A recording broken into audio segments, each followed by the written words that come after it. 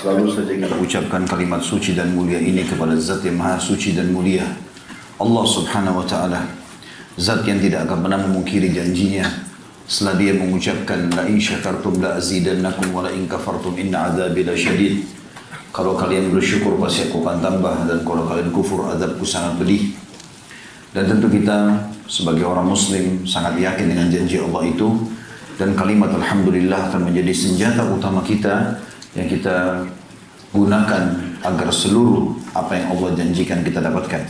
Dan kita lanjutkan selanjutnya apa yang diperintahkan oleh Allah Subhanahu wa Ta'ala, yaitu mengucapkan salam hormat kepada pembawa risalah Nabi besar Muhammad sallallahu alaihi wasallam, sebagaimana Allah dan malaikatnya mengucapkan salam hormat kepadanya. Melanjutkan bahasan dosa-dosa besar kita, semoga Allah selamatkan kita dari semuanya. Dan kita masuk pada malam ini ditulis oleh Syekh Muhammad bin Wahab rahimahullah, dosa besar tentang bab al-jahalah atau bab kebodohan. Di sini yang dimaksud adalah bodoh terhadap ilmu agama. Menuntut ilmu agama adalah sebuah kewajiban, bukan pilihan. Bahkan kita harus menanamkan dalam diri kita, saudaraku seiman, menuntut ilmu agama itu jauh lebih kita butuhkan daripada makanan, minuman, pakaian. Bahkan sebagian ulama mengatakan terhadap menghirup udara itu sendiri. Karena ilmu agama ini akan memandu kita kepada makanan, kepada minuman, kepada pakaian. Apa saja yang kita butuhkan, termasuk menghirup udara sendiri, mana yang boleh dan mana yang tidak boleh.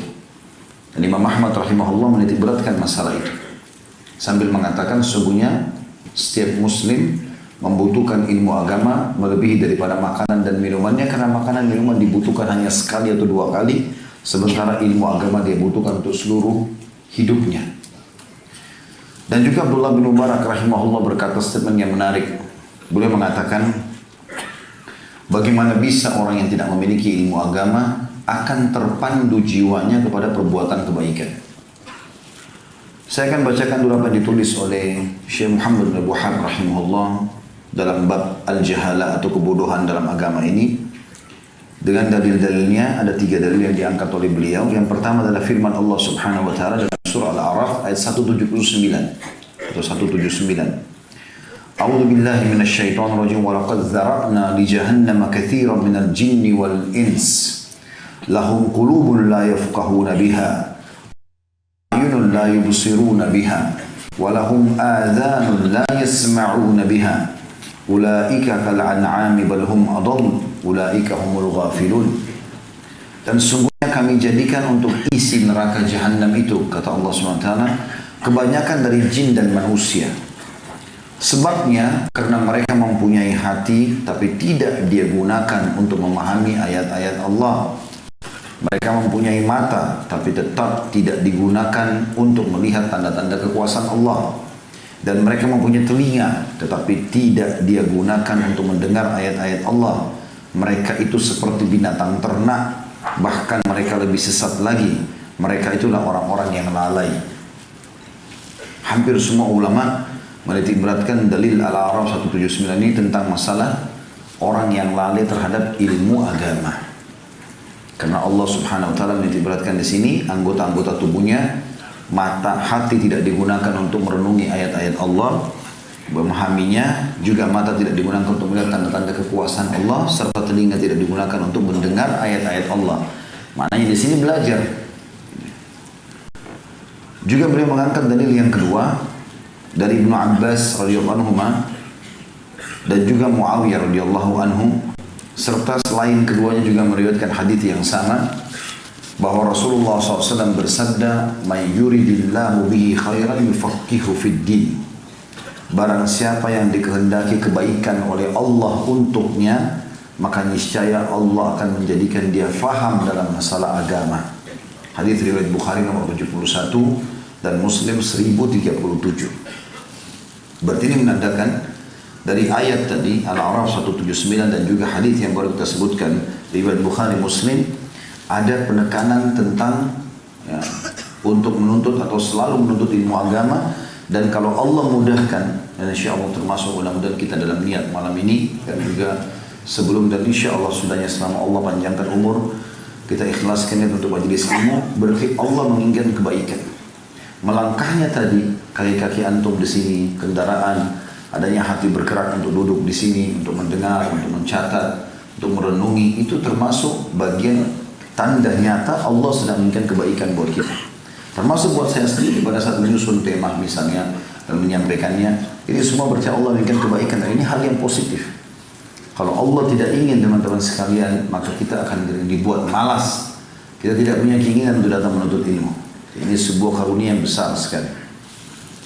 Begitu juga beliau mengangkat hadis atau dalil yang ketiga. Saya bacakan semua dalilnya seperti biasa, baru kita lebih dalam membahas insyaAllah. Hadis Al-Bara' bin Azib radhiyallahu anhu, "Anna al-murtaba huwa alladhi yaqulu idza sa'alahu al-malakan ha la adri. Sami'tu an-nasa yaquluna syai'an faqultuhu." Bahwa orang yang murtad atau penuh dengan keraguan hidupnya adalah orang yang nanti jika ditanya oleh dua malaikat, maka dia cuma menjawab ha. Kalimat yang dikatakan oleh orang yang bingung, di mana karena ketakutannya atau tidak fasih, dia tidak mampu untuk memakai lisannya. "Aku tidak tahu," kata dia. "Aku mendengar orang-orang berkata sesuatu, kemudian aku mengatakannya." Hadis riwayat Abu Dawud nomor 4753 dan disahihkan oleh Syekh Al-Albani dalam silsilah hadis sahihah nomor 1676. Maksudnya adalah orang yang pada saat meninggal nanti kan ditanya oleh malaikat di kuburan, siapa Tuhanmu, siapa nabimu, apa kitabmu. Maka kata beliau, orang yang sangat bodoh ini adalah orang yang sampai pada tingkat nanti kalau ditanya pun mereka tidak bisa jawab karena tidak punya ilmu. Dan yang luar biasa tadi firman Allah Al-A'raf 179, Allah nyatakan mereka seperti binatang ternak, bahkan lebih sesat. Jadi gak ada bedanya. Begitu juga dengan teman-teman yang sibuk kerja di toko buku agama, sibuk menjadi security di pesantren-pesantren misalnya, atau panitia-panitia pengajian juga banyak seperti itu. Mereka pada saat berada dekat halaqah-halaqah ilmu, bukannya mereka gunakan maksimal waktu untuk belajar, tapi hanya menjaga saja dan tidak mendengarkan manfaat, sehingga akhirnya mereka sibuk ya, dengan hanya menjaga dan seterusnya. Bukan harus meninggalkan pekerjaan utama, tapi dia bisa mendengarkan. Mungkin kalau sekarang dengan media kita dari handphone, live-nya, atau mungkin dia duduk dekat jendelanya sambil berjaga sehingga dia bisa mendengar. Karena orang-orang yang punya kesempatan untuk belajar Al-Quran, belajar sunnah Nabi SAW, kalau mereka tidak lakukan itu, bahkan dalam surah Al-Jum'ah juga digambarkan mereka seperti keledai yang memikul kitab-kitab. Keledai sebanyak apapun kita pikulkan kitab, dia tidak bisa ambil manfaat dari kitab itu. Berapa banyak saya sering dengar teman-teman sekalian orang-orang yang sudah tua, bahkan ada satu orang yang punya hubungan kerabat sama kami, nanti umurnya sudah hampir 70 tahun baru dia mengatakan, "Saya ingin menuntut ilmu dan saya mau tulis tentang sahabat Abu Bakar, sahabat Umar, sahabat Uthman, sahabat Ali." Mana di masa mudanya orang ini? 60 tahun, 50 tahun dihabiskan kemana saja? Kenapa gak dipakai untuk menuntut ilmu? Ruginya apa teman-teman pada saat dulu di majelis ilmu seperti ini? Gak ada ruginya sama sekali. Tidak ada sesuatu yang hilang dari kita, bahkan kita mendapatkan ketentraman-ketentraman yang luar biasa. Baik, mari kita mereview kembali apa saja keutamaan-keutamaan majelis ilmu itu sendiri. Kita mulai dari keutamaan penuntut ilmu dulu. Siapapun yang datang, saya dan antum yang sama-sama sambil menuntut ilmu tentunya, kita renungi firman Allah Subhanahu wa taala dalam surah Al-Mujadilah, surah nomor 58 ayat 11 yang sudah masyhur ya. Bahwasanya Allah akan meninggikan derajatnya di dunia dan di akhirat. Ilmu agama ini meninggikan derajat antum di dunia. Allah akan berikan semua kebutuhan. Ya ilmu itu sendiri, ya harta, ya pasangan hidup, ya anak-anak, Allah muliakan. Allah berfirman, "A'udzu billahi minasyaitonir rajim. Yarfa'illahu alladhina amanu minkum walladhina utul ilma darajat." Allah pasti akan mengangkat derajat orang-orang yang beriman di antara kalian dan menuntut ilmu dengan derajat-derajat yang tinggi.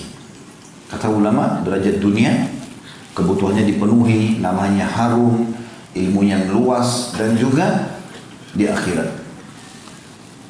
Ibnu Hajar berkata, yang dimaksud dengan orang yang menuntut ilmu adalah ilmu agama.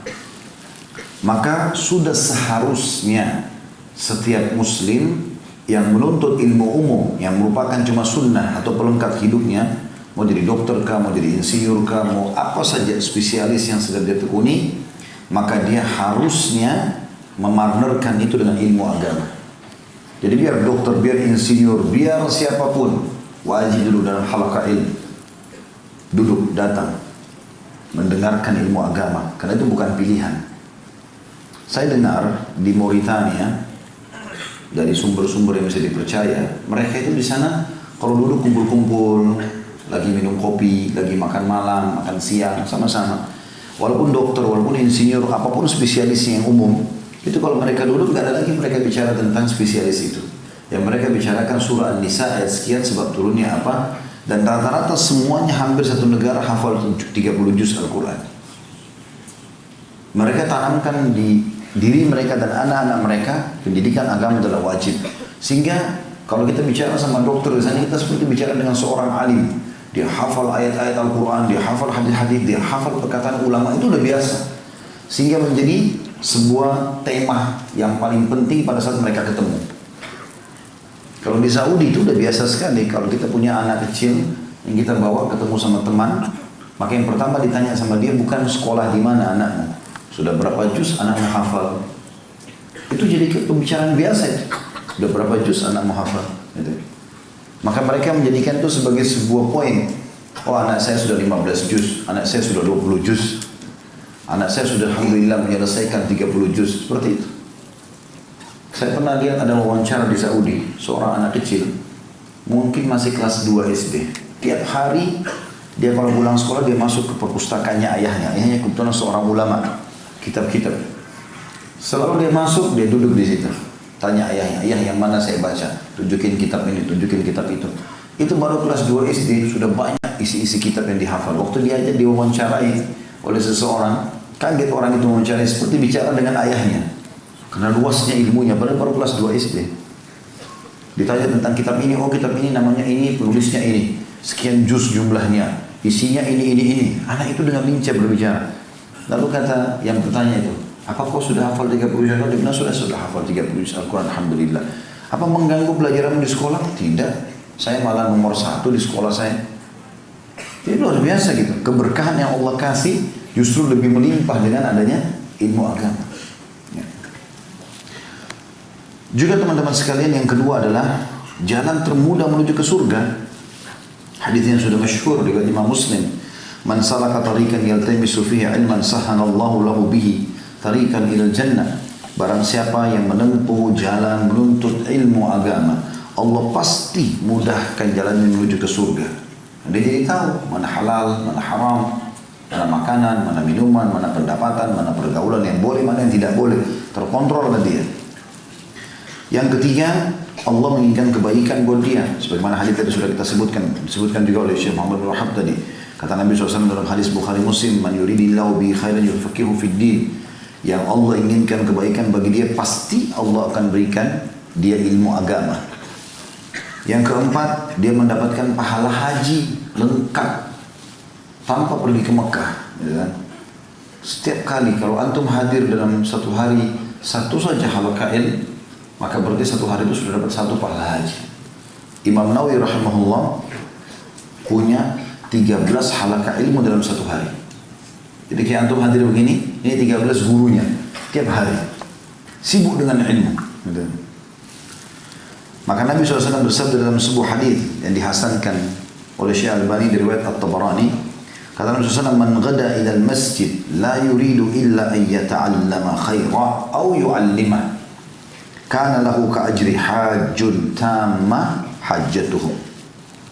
Barang siapa yang keluar ke masjid, alhamdulillah seperti halaqah kita di masjid begini, dia tidak ingin kecuali mau belajar agama atau dia mengajar, maka dia akan mendapatkan pahala haji lengkap hajinya.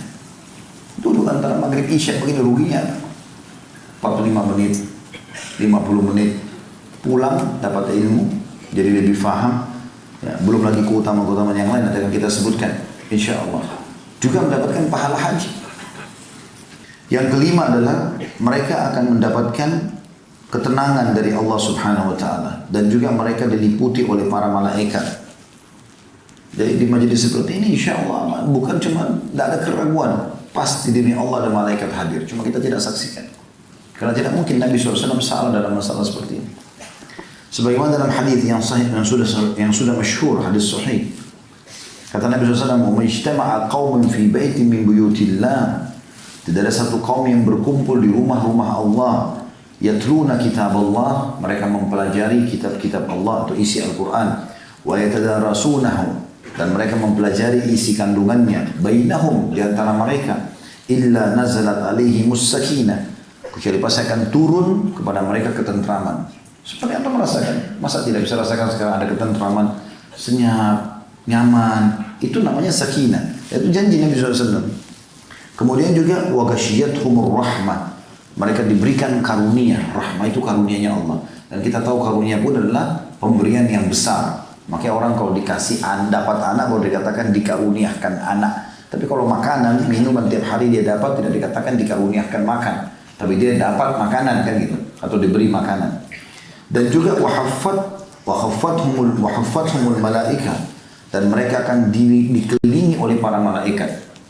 Wa dzakarahumullahu fi man 'indah, dan Allah pasti menyebut-nyebut mereka di sisinya. Jadi di depan para malaikat, lihat si fulan, mereka kumpul, mereka gini dan begitu. Dalam hadis yang lain dikuatkan, Allah memiliki para malaikat yang khusus keliling mencari halaqah-halaqah zikir. Dan Atha bin Abi Rabah rahimahullah berkata, halaqah zikir adalah halaqah ilm. Nanti akan kita jelaskan di statement beliau. Karena beliau mengatakan majlis yang dimaksud dengan hadis Nabi SAW tentang masalah taman dari taman surga.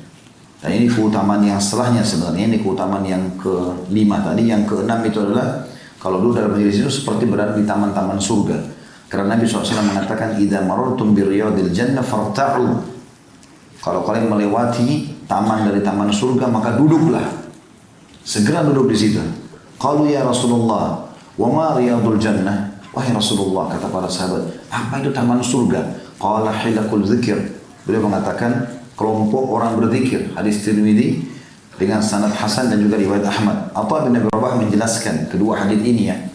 Hadis tadi tentang keutamaan yang kelima, kalau Allah menyebut-nyebut mereka di sisi para malaikat, malaikat-malaikat juga mengiringi mereka, juga dengan keutamaan untuk duduk dalam taman dari taman surga. Beliau mengatakan majelis-majelis zikir yang dimaksud adalah majelis-majelis halal dan haram. Bagaimana harus membeli, menjual, berpuasa, sholat, menikah, cerai, haji, dan yang sepertinya. Atau yang sama dengan itu. Abu Darda rahimahullah, kita masuk dulu ke poin yang ke-7 ya. Tadi yang kelima itu masalah dikelilingi oleh para malaikat dan mereka dapat rahmat, ketenangan. Yang keenamnya adalah taman-taman surga, jadi seperti berada di taman surga. Dan yang ketujuh adalah mereka mendapatkan pahala seperti jihad. Jadi sudah dapat pahala haji, dapat peningkatan derajat, dapat juga pahala jihad. Jadi seperti ibadah-ibadah yang memang sudah puncak ya, haji, jihad ini ibadah-ibadah yang besar, bobotnya sangat besar, didapatkan dengan halaqah ilmu. Disebutkan dalam sebuah hadis yang sahih riwayat Ibnu Majah dan Imam Ahmad. Kata Nabi SAW, "Man ja'a masjidi hadha lam ya'tihi illa li khair yata'allamuhu aw yu'allimah." Siapapun yang mendatangi masjidku ini, Nabi SAW ingatkan di zaman beliau kepada para sahabat, dia tidak datang ke masjid ini kecuali untuk kebaikan, belajar, ataupun dia mengajarkan. Fahuwa bimanzilatil mujahid fi sabilillah. Maka dia setingkat atau sama selevel dengan para orang yang jihad di jalan Allah. Wa man ja'a li ghairi dzalika fahuwa bimanzilatir rajuli yanzuru ila mata' ghairihi. Tapi orang yang datang bukan dengan niat itu untuk menuntut ilmu atau mengajarkan ilmu, maka dia hanya seperti orang yang melihat-lihat barang orang lain. Dia tidak dapat manfaat apa-apa. Abu Darda berkata rahimahullah, seandainya, jadi ini sebenarnya dari ketujuh poin tadi, Nah, itu keutamaan-keutamanya. Sekarang kita masuk tentang bagaimana gambaran para salafus saleh menanamkan semangat dalam diri mereka untuk menuntut ilmu. Abu Darda berkata radhiyallahu anhu, seandainya aku mendapatkan satu ayat dari Al-Quran, satu ayat saja, yang tidak aku fahami dan tidak ada seorang pun yang bisa mengajarkannya kecuali orang yang berada di Barkul Gamad. Barkul Gamad ini dijelaskan oleh para ulama kurang lebih 5 hari 5 malam dari Mekah jaraknya. Waktu itu ya menunggangi kuda gitu ya. Maka niscaya aku akan menjumpainya. Maka niscaya aku akan menjumpainya. Imam Bukhari rahimahullah memberikan syarat dalam nukil hadis, terutama hadis dalam kitab Sahih Bukharinya, itu adalah bertemu langsung dengan orang yang mengucapkan hadis itu, walaupun jauh jaraknya. Walaupun jauh jaraknya. Abu Darda berkata, dan saya ulangi tadi, seandainya aku mendapatkan satu ayat dari Al-Quran yang tidak saya fahami dan tidak ada seorang pun yang bisa mengajarkan kecuali orang itu berada di Barkul Gamad. Kata ulama, jarak 5 malam dari Mekah, niscaya aku akan menjumpainya. Saya sudah katakan tadi, Imam Bukhari rahimahullah itu untuk mencari satu hadis, dia harus kasih syarat dirinya menemui orang itu. Dia datang ke wilayahnya, walaupun di ujung Rusia, didatangi sama dia. Naik unta, naik keledai sampai 1 bulan. Setelah ditemuin, ditanya dulu. Sebelum dia tanya hadisnya, dia tanya dulu orang sekitarnya. Ini orang benar nggak nih? Kalau dikatakan, oh iya ini orang benar gini, ada yang puji, ada ulama yang memujinya, ada murid-muridnya, baru kemudian dia datang dan tanya lagi, benar nggak kamu telah menyebutkan hadis begini? Iya benar. Bisa saya dapatkan? Disebutkanlah hadis tersebut. Setelah itu Imam Bukhari masih sholat lagi istikharah untuk menulis hadis itu dalam kitab Sahih. Tapi yang kita lihat di sini syaratnya beliau adalah datang ke tempat itu. Imam Ahmad rahimahullah dikatakan pergi menempuh jarak berbulan-bulan, bahkan kata Ibnu Jauzi rahimahullah, Imam Ahmad sudah keliling dunia 2 kali. Seluruh dunia dikelilingi. Pada zaman itu orang pakai kuda, pakai keledai, jaraknya jauh-jauh gitu. 2 kali dia kelilingi dunia pada saat itu, baru bisa menyusun kitab Al-Musnad. Yang masyhur, ada 9 buku hadis rujukan, diantaranya selain Sahih Bukhari, Muslim, Sunan Abi Dawud, Tirmidzi, Ibnu Majah, An-Nasa'i, Ad-Darimi, Muwatta Imam Malik juga masuk dalamnya Musnad Imam Ahmad. Kalau yang saya punya di rumah itu 23 jilid. Ya, mungkin lebih daripada itu. Tergantung. Tapi Musnad Imam Ahmadnya sangat luar biasa, berisi banyak sekali hadis. Belasan ribu, mungkin puluhan ribu hadis. Tapi beliau mengelilingi dulu dunia, baru bisa menulis itu. Disebutkan dalam buku Al-Jarh wa Ta'dil oleh Ibnu Abi Hatim. Juga Sa'id bin Musayyab rahimahullah berkata, saya terbiasa melakukan rihlah atau perjalanan berhari-hari untuk mendapatkan sebuah hadis. Satu hadis itu mereka lakukan berhari-hari untuk mendapatkannya. Ini luar biasa ikhwan dan akhwat sekalian. Saya kadang-kadang kalau baca tentang kisah salafus saleh seperti ini, kita sebenarnya harus jadi cambukan ini. Karena sekarang kita di atas ranjang, kita di motor lagi lampu merah, di mobil, ya, apalagi Masya Allah yang Allah mudahkan orang punya supir, dia bisa buka setiap saat di handphonenya apa saja. Informasi-informasi yang luar biasa. Dia mau baca buku apa semuanya ada. Tidak ada sesuatu yang sulit gitu. Apalagi kalau antum jadwalkan misal hanya setiap malam sebelum tidur baca 5 hadis, 10 hadis, ya, baca saja. Apalah bab apa baca misalnya, tinggal diketik baca hadisnya dengan terjemahnya sudah luar biasa. Bahkan teman-teman sekalian, para ulama salaf mengorbankan bukan cuma waktu, uang yang sangat banyak. Ya, uang yang sangat banyak hanya untuk memahami satu bab dari bab-bab yang ada dalam kitab-kitab ilmu-ilmu. Seperti misalnya dinukil Khalaf bin Hisham al-Asadi. Khalaf bin Hisham ini salah satu ulama masyhur ya, yang terkenal dari qurra, penghafal Al-Quran dan bacaan-bacaan Qurannya sangat dijadikan sebagai rujukan gitu. Dinukil oleh Imam Al-Zahabi dalam Ma'rifatul Qurra Al-Kibar. Terjemahan kitabnya ini, makna judul kitabnya ini adalah pengenalan terhadap para pembaca-pembaca Quran yang besar, orang-orang yang besar. Ya. Itu Imam Madhabi sebutkan di D1 halaman 209, beliau mengatakan Khalaf bin Hisham al-Asadi berkata, saya mendapat kesulitan dalam salah satu bab di kitab Nahwu. Nahwu itu bahasa, grammar bahasa Arab, gitu kan. Satu, bahasa Arab saya tidak paham, maka saya mengeluarkan 80.000 dirham hingga saya bisa menguasainya.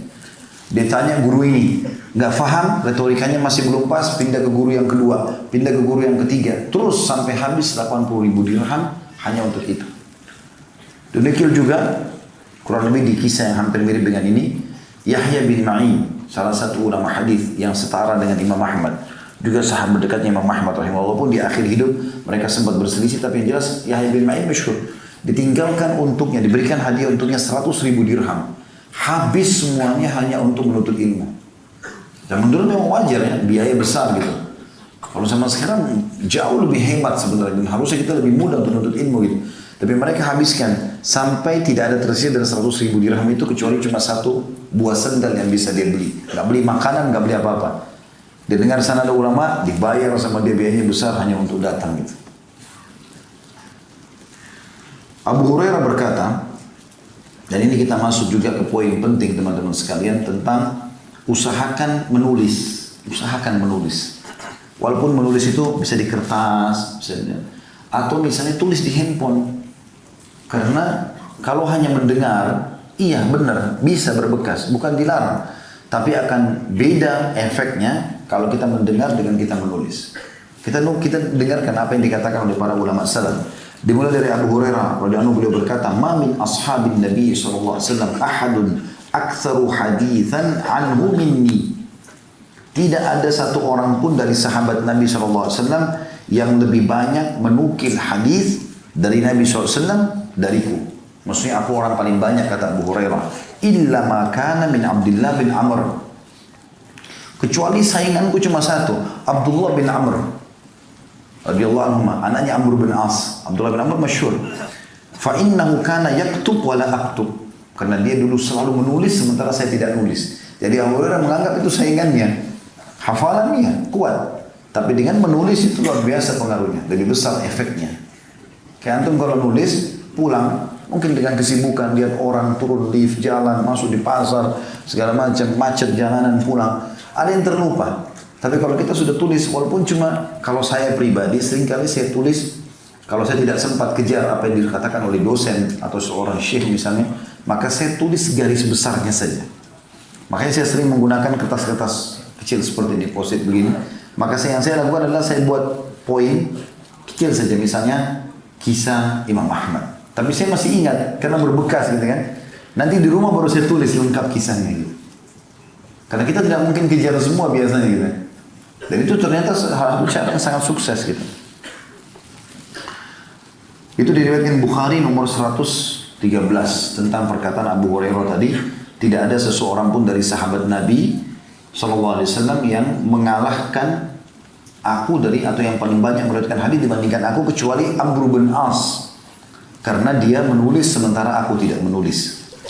Asy-Syu'bi berkata, "Idza sami'ta syai'an," kalau kau dengar sesuatu bermanfaat dari ilmu agama itu, faktubhu, segera tulis. Walau fil ha'id, walaupun kau tulis di tembok. Tentu kita nggak boleh tulis tembok orang, tapi ini juga bahasa kiasan. Jangan antum pulang dari sini, Ustaz tadi nukil katanya boleh tulis tembok, pilok sana sini. Bukan. Maksudnya ini bahasa kiasannya, saking pentingnya nulis sampai beliau mengatakan kalau kau tidak punya tempat nulis, nulis tembok, tulis di tembok tuh. Seperti itu. Bisa bermakna juga ada kalau kau dengarkan ilmu, tidak ada kertas, tidak ada apa-apa, kau cuma bisa tulis di tembok rumahmu, tulis di tembok rumahmu supaya kau faham.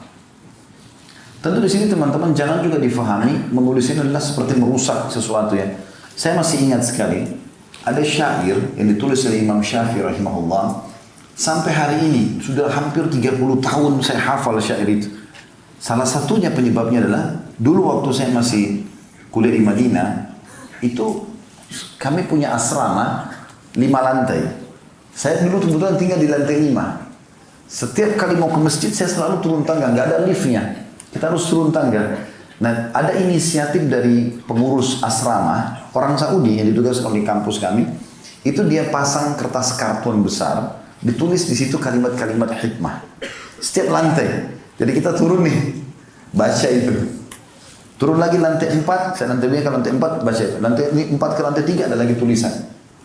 Saya masih ingat itu perkataan Imam Syafi'i, wasafir fa fi safar khamsu fawaidin. Safarlah kamu, karena dalam safar itu kau akan dapat 5 manfaat, gitu kan? Tafriju hammin, menghilangkan rasa sumpah, waqtisabu ma'isyatin, dan mendapatkan sumber pendapatan hidup, ya. Ilmun, mendapatkan ilmu, adabun, tata kerama, wasuhbatu majidin, dan juga sahabat yang baik. Ini insya Allah kalau untuk ketik di Google, syairnya Imam Syafi'i masyhur. Tapi saya masih ingat, saya hafal ini, bukan sengaja saya mau hafal ya, tapi karena setiap turun tangga saya lihat tulisan itu. Dan itu ditaruh dalam waktu tertentu, 2 minggu misalnya ditarik, dicabut, dipasang lagi yang lain sama dia. Jadi kayak ada not-not khusus gitu. Ya mungkin supaya tidak merusak, kayak ini kan lemnya tidak terlalu kuat, nggak merusak cat, ditempel di lemari antum, ditempel di dekat ranjang, apalah perkataan yang kira-kira memotivasi. Misal masalah kematian, masalah menuntut ilmu, masalah surga, masalah bidadari, mungkin antum termotivasi. Paling cepat kalau bidadari kan.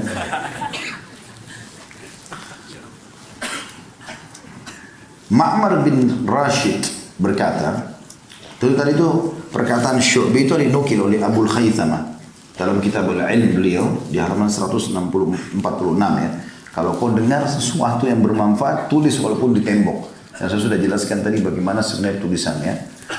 Ma'mar bin Rashid rahimahullah berkata, aku menceritakan beberapa hadis kepada, ya subhanallah saya lupa nukil namanya ini, tapi jelas dia mengatakan aku menukil beberapa hadis kepada seseorang, lalu orang itu berkata, tulislah untukku. Aku menjawab, sungguhnya kami tidak menyukai menulis ilmu. Kata beliau, tulislah, bila tidak berarti engkau telah menyia-nyiakannya.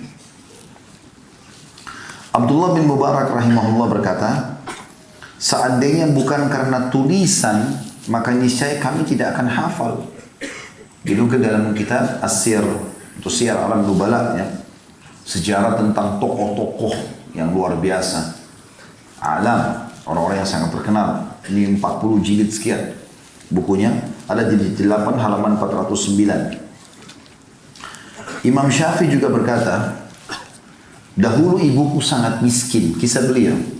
Dahulu ibuku sangat miskin dan aku tidak bisa belajar kecuali aku hanya diberikan atau disodorkan kepada para kutab. Kutab itu kayak ahli nulis ya, atau para ulama yang memang memiliki orang-orang yang menulis di sekitarnya gitu kan.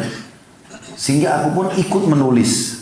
Karena miskinnya, ibuku tidak punya uang untuk memberikan aku buku, maka aku tinggal mencari tulang-tulang kering yang aku tulis.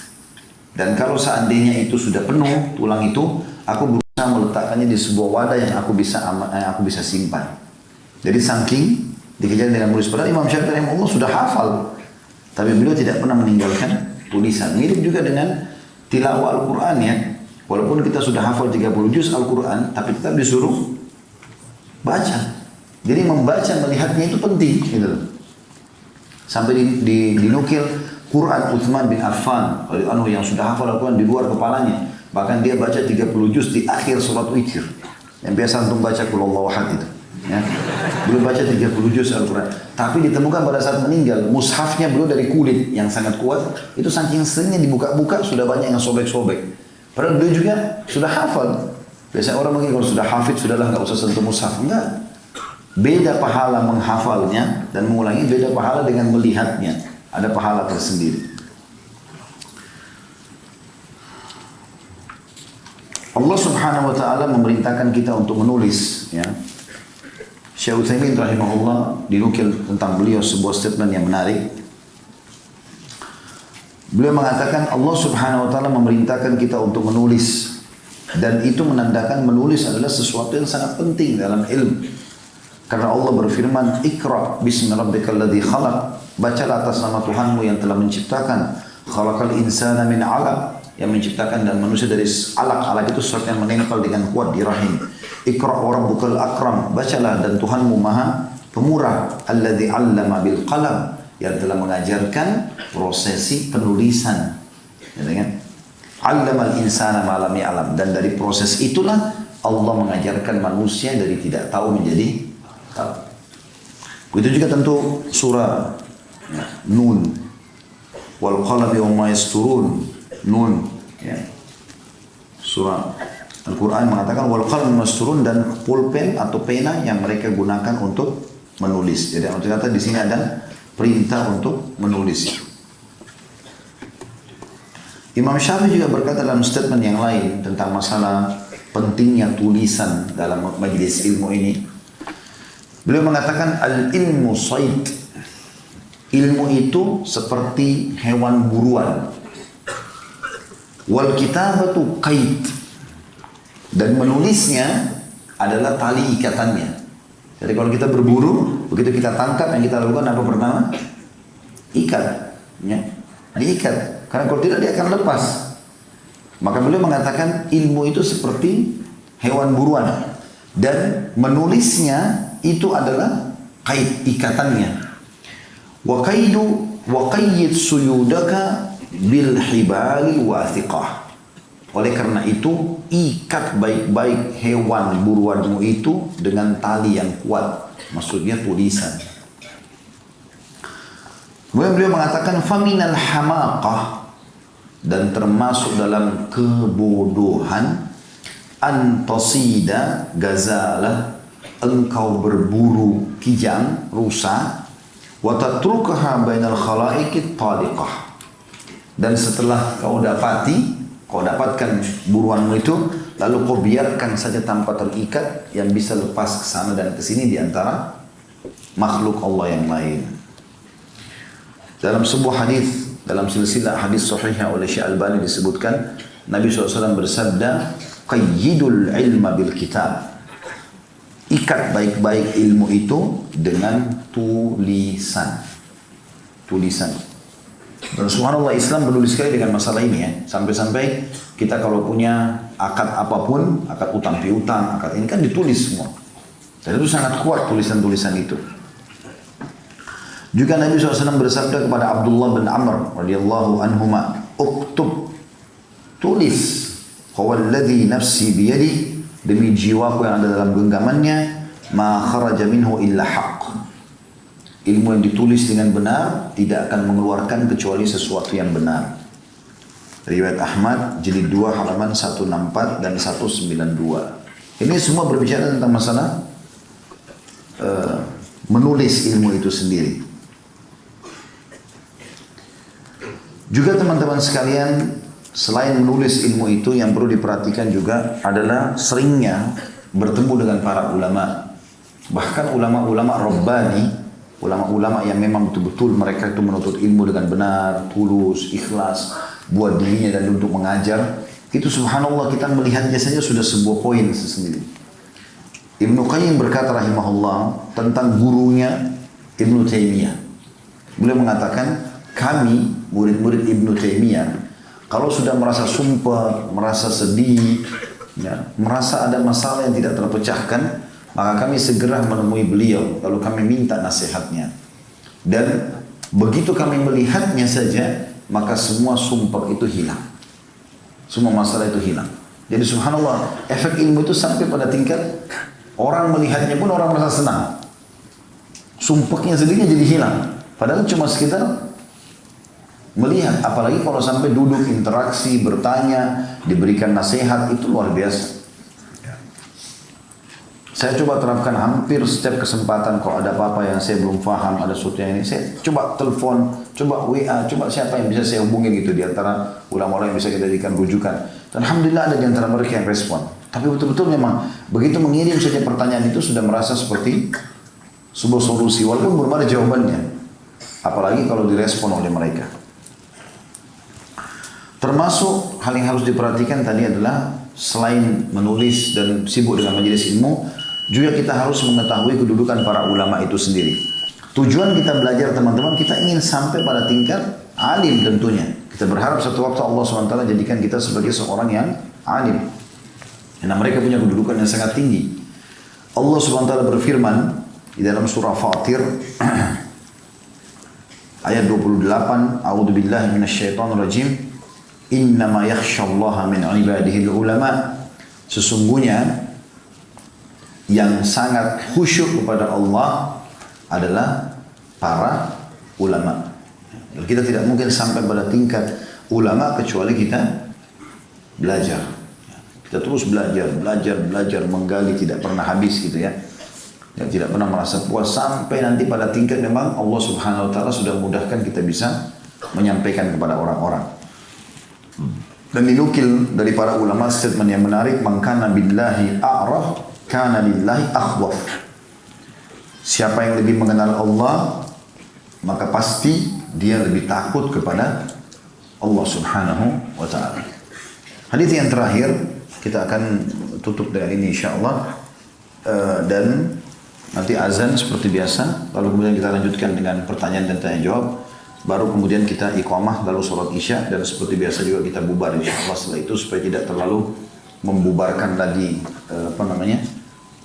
saf ya, karena kalau kita break sholat dulu baru kembali biasanya mengatur safnya agak sudah. Dan sudah ada fatwa ulama tentang bolehnya menunda waktu sholat isya apalagi untuk halaqah ilm. Nabi SAW bersabda, man salaka tariqan yatlubu fihi ilman, siapa yang menempuh satu jalan untuk menuntut ilmu di dalamnya, sahalallahu bihi tariqan min turukil jannah, Allah mudahkan dia jalan menuju ke jalan-jalan surga. Wa innal malaika la tadau ajniyatiha ridwan li talibil ilm, dan sesungguhnya para malaikat menebahkan sayap-sayap mereka melindungi para penuntut ilmu karena ridho terhadap apa yang penuntut ilmu lakukan. Kemudian kita masuk ke masalah alim. Jadi ini target utama, berdoa kepada Allah SWT supaya kita menjadi seorang alim. Karena kata Nabi SAW, wa innal alim, dan sesungguhnya orang yang alim itu la yastaghfiru lahu man fis samawati wal ard, seluruh yang ada di langit dan di bumi, bintang-bintang, malaikat-malaikat, di bumi semuanya ada pohon-pohon, batu, air, api, apa saja, memohon ampun untuk si alim tadi. Wal hitanu fi jawfil ma, bahkan semua ikan-ikan yang ada dalam air. Wa inna fadlal alim, dan ketahuilah keutamaan orang yang alim itu, faham agama, alal abid, terhadap orang yang suka ibadah tapi bukan alim. Ada orang begitu, rajin ke masjid lagi ibadah tapi salah sholatnya, salah ibadahnya karena tidak punya ilmu. Kata Nabi SAW, perbedaan antara seorang alim dengan abid kafadlil kamari lailatul badri ala sa'iril kawakib. Perbedaannya seperti bulan purnama di malam Lailatul Qadar terhadap bintang-bintang yang lain. Dan ini termasuk dalil yang menjelaskan Lailatul Qadar itu walaupun di musim hujan bulannya terang. Seperti itulah. Karena memang hadis menjelaskan masalah itu. Wa innal ulama warathatul anbiya. Tentu ada riwayat lain teman-teman sekalian yang berbunyi perumpamaan alim sama abid seperti perbedaan atau perbedaanku, kata Nabi SAW, antara aku dengan orang yang paling bodoh di antara kalian. Jadi jangan cuma suka ibadah, harus punya ilmu. Orang punya ilmu itu dia bisa ya mengatur bagaimana mengerjakan ibadah dengan cepat, dengan pahala maksimal walaupun tidak terlalu banyak ibadah yang dikerjakan. Sampai Imam Nawawi mengistilahkan dengan iktisadu fil ibadah. Ada ekonomis dari sisi ibadah. Tapi dia bisa dapatkan banyak pahala karena ilmunya gitu. Seperti itulah ya. Pernah Imam Ahmad rahimahullah pernah saya ceritakan itu ya. Pada saat dia bertamu di rumah Imam Syafi'i, kemudian dia makan banyak ya. Kemudian dia tidak sholat tahajud dan dia juga tidak wudu pada saat pergi sholat subuh. Anak Imam Syafi'i protes. Karena Imam Ahmad dan Imam Syafi'i bilang sama anaknya, belajar nih dari orang ini pintar. Pagi-pagi datang protes. Ini yang anda bilang suruh belajar, dia tadi malam makan banyak. Dia tadi malam gak tahajud. Padahal orang ulama gak mungkin tinggalin tahajud. Udah, itu bukan lagi bahasan biasa, bukan lagi bahasan luar biasa bagi mereka, biasa saja sholat malam. Udah aneh kalau ada seorang alim gak sholat malam seperti itulah. Kemudian pergi sholat subuh gak wudu, kan wudu wajib. Imam Syafi'i panggil, hai Ahmad, kenapa anakku bilang begini? Dia bilang, kalau saya makan banyak karena saya tahu makanan anda halal. Anda seorang ulama, pasti rezekinya juga halal, gak mungkin sembarangan. Maka saya perbanyak makanan halal. Jadi kan? Artinya nanti waktu-waktu yang lain saya tidak makan banyak. Ini di waktu tertentu saja. Dan semalam suntuk saya lagi sibuk mengeluarkan manfaat dari sebuah hadis. Jadi dia begadang semalam suntuk Imam Ahmad hanya mengeluarkan hadis.